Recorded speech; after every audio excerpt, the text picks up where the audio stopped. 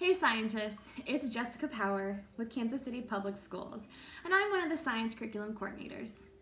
You probably remember Fred from last 2 weeks. Fred, how's it going? Scientists, the last 2 weeks we've spent time learning about different science concepts. The first week we made that solar oven and learned how the sun's energy could cook or warm up that marshmallow. Remember how gooey it got? Last week, scientists, we took a look at those penguins at the Kansas City Zoo. We looked at what adaptations they have to survive, talked about what structures they have, and then we talked about how penguins fit into the food web in the Arctic. We talked about what producers and consumers are. We talked about predators and prey. We talked about carnivores and omnivores and herbivores, different parts of the food web. We talked about what eats what and who gets eaten. Well, this week, scientists, we're going to take a step back. School is starting in 2 weeks. Can you believe it? 2 weeks. And I want to make sure that you are prepared and ready to go as a quality scientist in your classroom.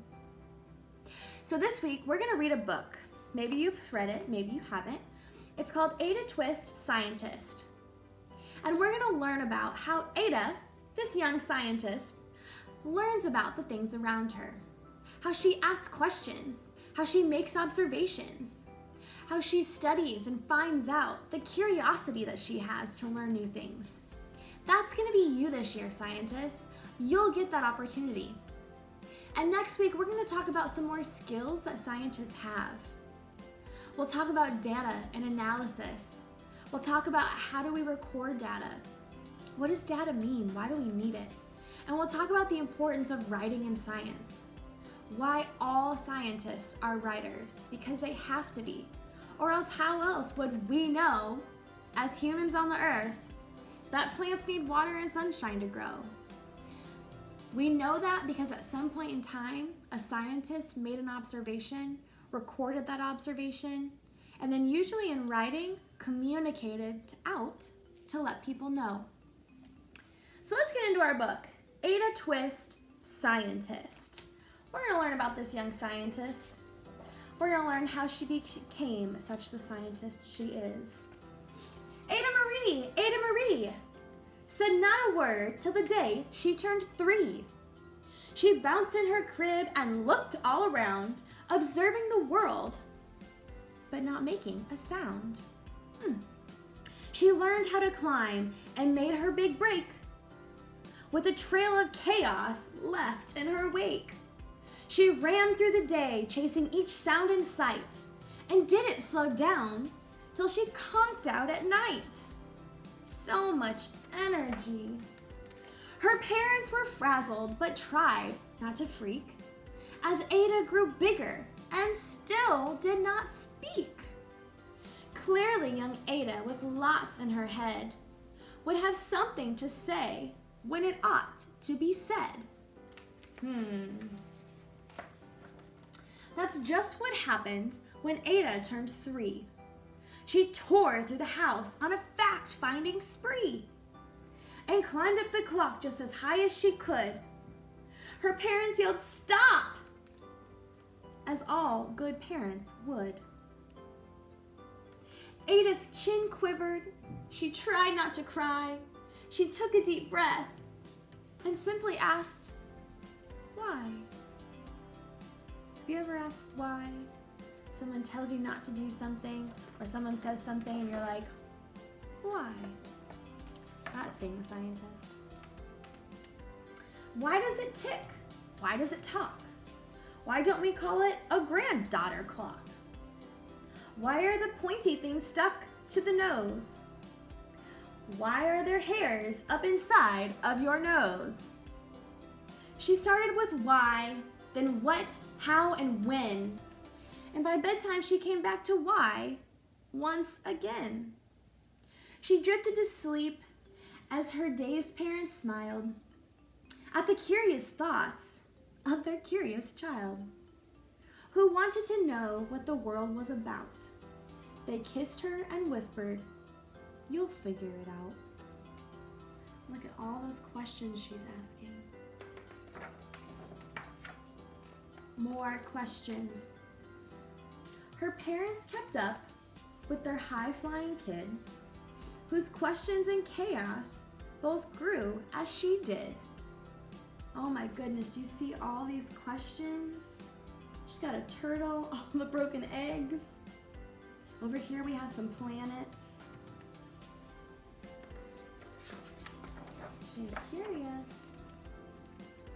When Miss Greer found her hands were quite full, when young Ada's chaos wreaked havoc at school. But this much was clear about Miss Ada Twist. She had all the traits of a great scientist. Look at the teacher. Oh my goodness. Looks like she's putting Mentos into some soda. Have you ever tried that at home? Put Mentos into some Coke or Diet Coke and it goes flying up with the chemical reactions. It's really fun, but it's gotta be safe. Ada was busy that first day of spring, testing the sounds that made mockingbirds sing, when a horrible stench whacked her right in the nose, a pungent aroma that curled up her toes. "Zowie," said Ada, which got her to thinking, what is the source of that terrible stinking? How does a nose know there's something to smell? And does it still stink if there's no nose to tell? She rattled off questions and tapped on her chin. She started at the start, where she ought to begin. A mystery, a rizzle, a puzzle, a quest was the moment that Ada loved best. You can see she's got all of her sound things, learning about the mockingbird. Uh-oh. Big Brother's walking by. Ada did research to learn all she could of smelling and smells, both the stinky and good. One hypothesis Ada thought could be true. The terrible stink came from Dad's cabbage stew. She tested and tested, but soon Ada knew it was time to come up with hypothesis 2. So she made a guess. She made her hypothesis. Wasn't quite right, so she made another one. Then zowie, that stink struck again, just like that. Hypothesis 2, it's caused by the cat. The cat couldn't make such a stink on its own. It needed perfume and some fancy cologne. So Ada tested. The test was a flop. She started again, but her parents yelled, "Stop!" She's trying to put the cat in the dryer. Oh my goodness. Or wash him. Ada Marie, to the thinking chair now. By the time we count 3. Enough, said her mother. That's it, said her dad. Her parents were frustrated, frazzled, and mad. Why? Ada questioned. Her mother said, no. What? Ada queried. Her father said, go. You've ruined our supper. You've made the cat stink. Enough with your questions. Now sit there and think. She looked at her parents. Her heart turned to goo. Poor Ada Twist didn't know what to do. Oh no. She sat all alone by herself in the hall, and Ada once more could say nothing at all.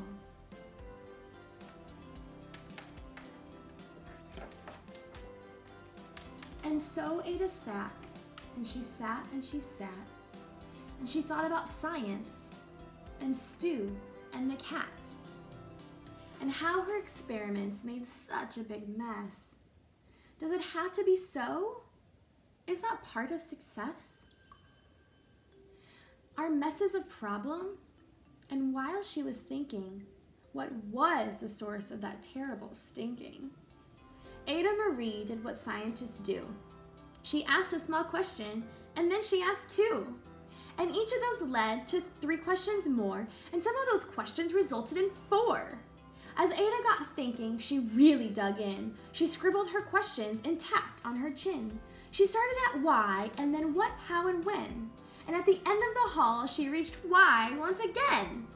Uh-oh, it looks like she's drawing on the wall. Her parents calmed down. They came back to talk. They looked at the hallway and just had to gawk. They're like, what? No patch of bare paint could be seen on the wall. The thinking chair now was the great thinking hall. They watched their young daughter and sighed as they did. What would they do with this curious kid who wanted to know what the world was about? They smiled and whispered, we'll figure it out.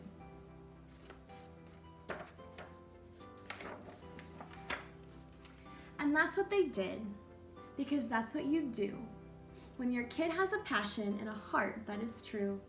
They remade their world. Now they're all in the act of helping young Ada sort fiction from fact.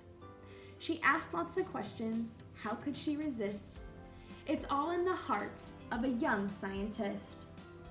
So you see they gave Ada some paper to draw all of her thoughts on. And her parents and her brother are all reading books about scientists to support her. And as for that smell, what can Ada Twist do but learn all she can with her friends in grade 2? Will they discover the stink that curls their toes? Well, that's the question. And someday, who knows? So scientists, Ada Twist was a very curious child, just like you. So this week, when you get a chance, I want you to go out and ask questions in the world. Or if you see something at home, ask that question too. I've always wondered, when a candle's burning, the wax is really just turning to a liquid, but is some of it evaporating too? If you have a candle at home, maybe you can make some observations and let me know the answer. I would really appreciate that. So scientists, in the book, you heard it a couple times, Ada Twist always asked, why? Where? When? How? What? These are great questions that as scientists we're always asking to find out what's going on in the world. Have you ever spun around in circles really fast and then you're done and you're really dizzy? Have you ever asked, why does that happen? Maybe if you're bored today, you can spin around in circles really fast and then research or find out why that happens. Go outside, make observations. Right now, my grass outside is pretty yellow. It's not very green. If your grass like that where you live, maybe you should ask why. Try to figure it out, what's going on in the world around you. So scientists, as we leave today, remember those key questions. Ask why. Ask what? Ask how. Ask questions about the world around you. Make observations. Look at the things going on. Make hypotheses. Take a guess at what you think is happening before finding out the answer. That's what a good scientist does. So scientists, next week we'll be back right here.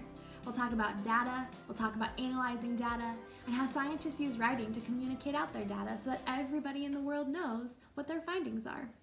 I hope you have an awesome day, and I'll see you back right here next week. Bye.